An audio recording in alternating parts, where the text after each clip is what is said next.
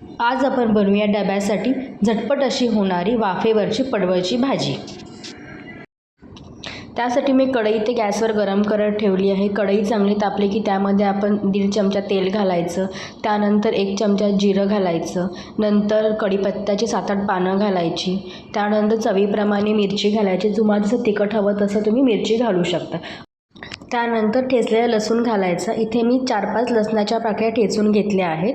आता या चांगलं मिक्स करून घ्यायचं आणि त्यानंतर एक कांदा बारीक कापून घेतला आहे मोठा, तो घालून घ्यायचा।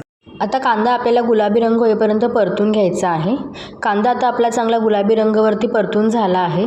आता यामध्ये आपण जे कापून घेतलेलं पडवळ आहे ते घालून घेऊया। पडवळ मी आधी कापून घेतलं बारीक, त्यानंतर त्याला मीठ लावून एक 10 मिनिटं ठेवून द्यायचं आणि नंतर 2 वेळा पाण्याने धुवायचं। आता हे चांगलं तेलामध्ये आपल्याला परतून घ्यायचं आहे। पडवळ आता आपलं तेलामध्ये चांगलं परतून झालं आहे। आता यामध्ये आपण भिजवलेली चणा डाळ घालून घेऊया। इथे तुम्ही तुमच्या आवडीनुसार चणा डाळीचं प्रमाण कमी जास्त करू शकता।